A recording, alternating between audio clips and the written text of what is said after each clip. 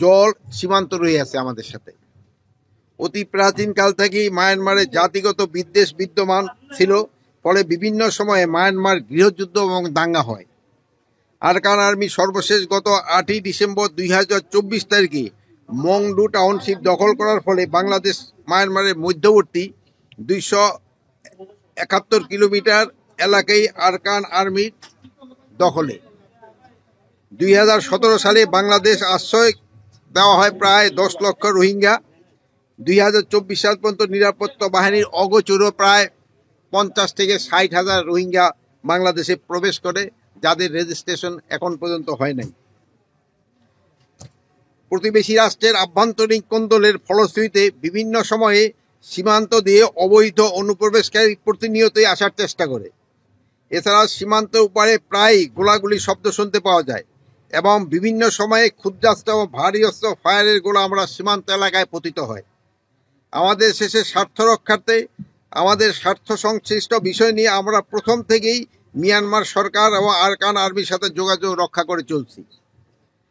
বিভিন্ন সময়ে জীবন রক্ষার্থে এবং যুদ্ধাহত কিছু মায়ানমার নাগরিককে বাংলাদেশে আগমন করলে তাতে নিতান্তই মানবিক কারণে গ্রহণ করা হয়েছে।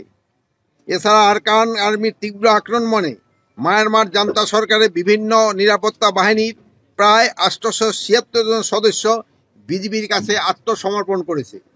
তাদের বিজিবি আটক করত হেফাজতে রেখে তাদের আবার ফেরত দেওয়া হয়েছে। বর্তমান পরিস্থিতিতে আলোকে দেশমাতৃকার সার্বভৌমত্ব রক্ষায়, সীমান্তবাসীর নিরাপত্তা নিশ্চিতকরণে বিজেপি এবং অন্যান্য বাহিনী সর্বোচ্চ পেশাদারিত্বের সাথে দায়িত্ব পালন করে চলছে। আমি আপনাদের মাধ্যমে সীমান্তবাসী ও দেশবাসীকে জানাতে চাই, আপনাদের ভয়ের কোনো কারণ নেই। সীমান্ত সম্পূর্ণভাবে আমাদের নিয়ন্ত্রণে রয়েছে এবং আমার যে কোনো পরিস্থিতি মোকাবেলা করার জন্য আমরা প্রস্তুত রয়েছি। ইতিমধ্যে মায়ানমার সীমান্তে সকল বিওপিতে জনবল বৃদ্ধি করা হয়েছে এবং অন্যান্য বাহিনীরও জনবলও বৃদ্ধি করা হয়েছে। নাফ নদীতে টহল তৎপরতাও বৃদ্ধি করা হয়েছে। সীমান্তে বিভিন্ন গুরুত্বপূর্ণ স্থানে গোয়েন্দা কার্যক্রমও বৃদ্ধি করা হয়েছে। বিজিবি রাত 24 ঘন্টা সার্বক্ষণিক টহল এবং কোস্টগার্ড, আনসার এবং অন্যান্য পুলিশ তারাও কিন্তু সার্বক্ষণিক টহল জারি রাখছে। সব বাহিনীর এই আন্তরিক এবং অক্লান্ত প্রচেষ্টা পরে রক্ষার্থে মরিয়া হয়ে অসাধু বাংলাদেশি দালাল চক্রের সহায়তায় কিছু সংখ্যক রোহিঙ্গা কিন্তু বাংলাদেশে প্রবেশ করছে। আপনারা এই দালাল চক্রকে যেইভাবে হোক আপনারা প্রতিহত করতে হবে এবং আপনারা এই ব্যাপারে আমাদের সাহায্য করবেন। আপনাদের সাহায্য ছাড়া এটা করা খুব ডিফিকাল্ট হয়ে যায়, যেহেতু আপনারা জানেন এরা কোন সময় কোন দিক দিয়ে আসে। আপনারা আরো অবগত আছেন যে অন্তর্বর্তীকালীন সরকারের প্রধান উপদেষ্টা গত জাতিসংঘের সাধারণ পরিষদ সম্মেলন এবং মিশরের রাজধানী কায়রোতেও 11তম D8 শীর্ষ সম্মেলনে যোগদান করে রোহিঙ্গাদের প্রত্যাবাসনের বিষয়ে বিশ্ব নেতৃবৃন্দের দৃষ্টি আকর্ষণ করেছে। পরিস্থিতি যাই হোক না কেন, এই অবৈধভাবে আর কোনো মিয়ানমার নাগরিককে বাংলাদেশে প্রবেশ করতে দেওয়া হবে না। সীমান্তের উদ্ভব যে কোনো পরিস্থিতি মোকাবেলার জন্য আমরা কিন্তু সব সময় প্রস্তুত আছি। আপনারা সবাই ভালো থাকেন, দোয়া করি। আল্লাহ হাফেজ। বলেন।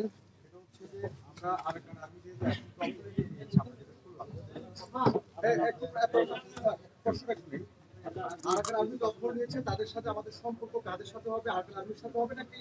আরেকটা বিষয়,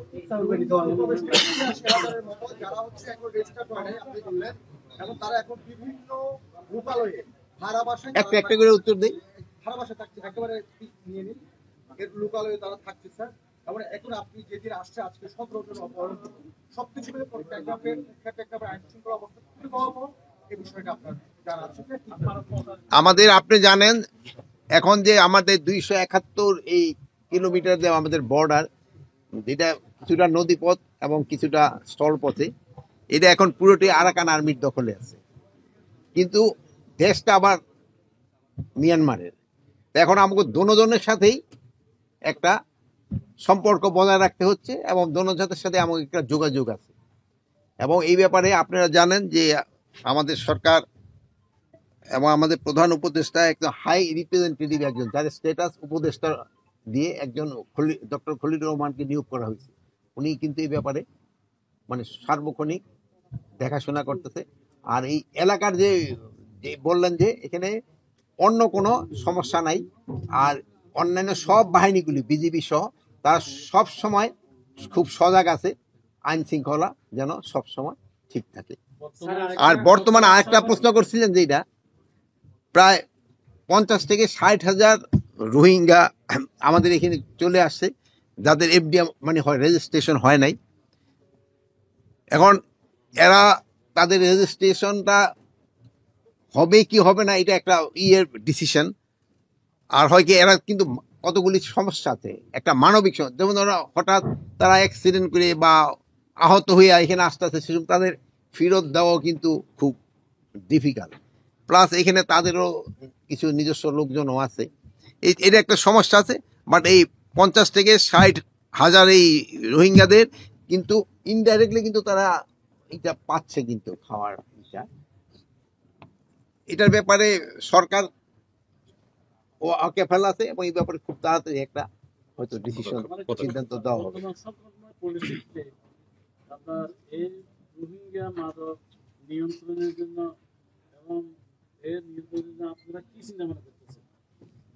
মানে এই এলাকায় মাদক কিন্তু এই প্রথম না, আপনাদের এই এলাকা মাদকের জন্য কিন্তু বিখ্যাত। এই জন্য মিস্টার বদিও তো এখানে বিখ্যাত, পুরো বাংলাদেশের জন্য কিন্তু নাম আছে আপনাদের। এই মাদকের জন্য আপনারা বিখ্যাত। এটা আপনি বলেন এখনকার সমস্যা না, এটা অনেক আগের সমস্যা। আমিও যে সময় ডিজিবিডিআর ছিলাম এক সময়, সেই সময় এই সমস্যাই ছিল।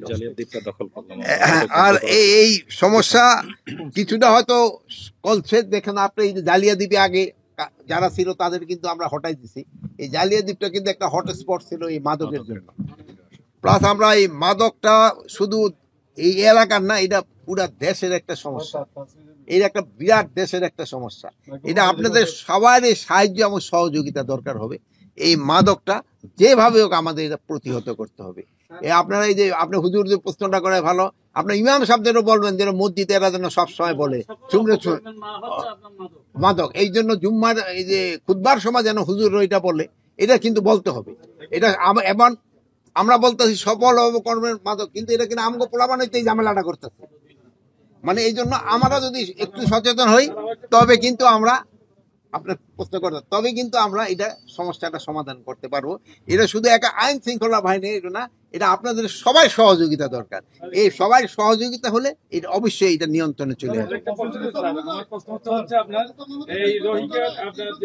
একজন একজন করে একজন মাদক এবং এই রোহিঙ্গা অনুপ্রবেশের কথা বলে নাম হইতে মাসিকার বন্ধ এবং হলুদুরের বন্ধ রাখতে, সেক্ষেত্রে মানুষ অবৈধ পন্থা ব্যবহার করতেছে, অবৈধভাবে চোরাচালান গরু আসতে চায়। এই বিষয়গুলো সিদ্ধান্ত নেওয়ার কোনো পরিকল্পনা আছে কিনা? কারণ এখন শুনেন, মাছ ধরার এটা বন্ধ রাখা হয়েছে যেহেতু মাঝে মাঝে গোলাগুলি হয়, আপনারাই জানেন গোলাগুলির আওয়াজ আপনারা পাইছেন মাঝে মাঝে দিয়ে একটা গোলা। আরে শেষ করতে দেন ভাই, এই গোলাগুলি আওয়াজ কিন্তু এখানে আসে এবং অনেক সময় আমাদের এখানে কিন্তু হাতিয়ার কি বলে গুলির আইসও কিন্তু আমাদের এখানে আহত হয়। এই জন্য আপাতত এটা বন্ধ রাখছে।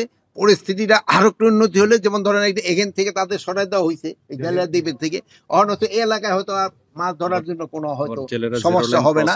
কিন্তু আরেকটা সমস্যা হলো যে আমাদের জেলে যারা আছে, এই জেলে ভাইদের আমি অনুরোধ করবো আপনারা জিরো লাইন ক্রস করেন না। যে আপনারা এই জিরো লাইন ক্রস করে যে সময় পারে বেশি লোক করতে দেয়া সবার জন্য আপনারা কিন্তু সমস্যা ক্রিয়েট করে ফেলেন। আপনারা বলবেন জেলে ভাই যে তোমরা আমাদের এলাকায় থাকো, কিন্তু এখানে ধরতে কোনো অসুবিধা নেই, কিন্তু যেহেতু তার যে সময় লাইন ক্রস করে ফেলে বেশি লোভে, সেই সময় কিন্তু সমস্যাটা সৃষ্টি হয়।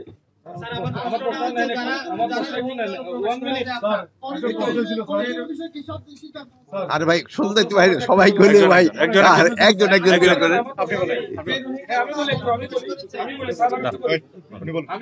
আমার প্রশ্নটা হচ্ছে, আমরা মাদকের পাশাপাশি আমরা অপহরণের আজকে আপনি না আসার আগেও ফরেস্ট অফিসে 3 জন সহ কর্মকর্তা সহ 17 জন অপহরণ হয়েছে আমাদের পার্শ্ববর্তী পাহাড় থেকে। এটা একটা বিষয়, আমরা অপহরণ নিয়ে সমস্যা জড়িত আছি। যৌথ অভিযান চলতেছে পাহাড়ে, স্যার পুলিশ গেছে, ফরেস্টের কেউ হয় নাই। এরা রোহিঙ্গা 13 জন আর 6 জন বাঙালি। এটা হলো লেবার স্যার, বাগান পরিষ্কার করতে গেছে, ওখানে ওরা রোহিঙ্গা সন্ত্রাসীরা ওদেরকে নিয়ে গেছে। রোহিঙ্গাদের মধ্যে জি স্যার, রোহিঙ্গা। এখন তো এখানে পুলিশ, যৌথ বাহিনী, ফরেস্ট এবং এফিবিএন আমাদের যৌথভাবে স্যার পাহাড়ের ভিতরে আছে। এটা তো শুনলেন যেহেতু এটার পাশাপাশি আরেকটা সমস্যা হচ্ছে, আমরা দীর্ঘদিন থেকে সরকার হাজার হাজার কোটি টাকা রাজস্ব যেখান থেকে আয় করি, করিডোর গরু করিডোর সাপোর্টিং, ওই করিডোর থেকে হাজার হাজার কোটি টাকা আয় করে হঠাৎ করে ফ্যাসিস্ট সরকার আমলে আপনার এই করিডোরটা বন্ধ করে দিল। কি জন্য বন্ধ হয়ে গেল সেটা এখনো আমরা বোধগম্য নয়। মাদকের সমস্যা, রোহিঙ্গা সমস্যা এটা থাকে। এটার পাশাপাশি আমাদের কিন্তু রাজস্ব আয় ছিল, বন্দরের ব্যবসা চালু ছিল, করিডোরের ব্যবসা চালু ছিল। হঠাৎ করে করিডোর বন্ধ হওয়ার কারণে আমরা সরকার হারাচ্ছে রাজস্ব, আর এখানে প্রায় 30,000 লোকের মতো মানুষ কর্মহারা, তারা অসহায় জীবন যাপন করতেছে। তাদের এখন শুনেন, এখন করিডোরটা হয়তো খুলে দেওয়া হবে পরিস্থিতিটা স্বাভাবিক হলে। এখন আপনারা জানেন যে এই পুরা বেলটা নিয়ে নিচে হলো আরাকান আর্মি, কিন্তু দেশটা কিন্তু ওয়ার্ল্ডে সবাই কিন্তু বলতেছে এটা মিয়ানমার দেশ, কিন্তু আর দখল ছিল আরাকান আর্মি। এখন করিডোরটা করতে গেলে কার সাথে করতে একটা সমস্যা আছে, এই একটুখানি ধৈর্য ধরেন, এই সমস্যাটারও সমাধান হয়ে যাবে। আর একটা জিনিস হলো, গরুর ক্ষেত্রে হয়েছে এই গরু চোরাচালানের যেসব বন্ধ হয়েছে, আমাদের কৃষকরা কিন্তু গরু উৎপাদন লাভবান হয়েছে। তারা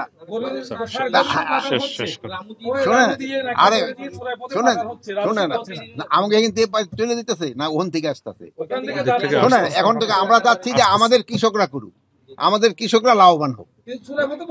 চোরাই পথ আস্তে আস্তে বন্ধ হবে। শোনেন, এই যে আস্তে আস্তে ওদিকে বন্ধ হওয়ার পর দেখছেন না, এখন কোরবানিতে কিন্তু আর ওই গরু দরকার হয় না, এখন কিন্তু আমাকে নিজেদের গরু দিয়ে চলে। মানে আমরা নিজেদের উপরে স্বাবলম্বী হইতে হবে, নিজেদের উপরে স্বাবলম্বী হইতে হবে। টাইম শেষ করো। লাস্ট প্রশ্ন বলেন ভাই। আরে কি, আরে এটার ক্ষেত্রে উত্তর দিলাম তো আমি একবার, বললেন তো।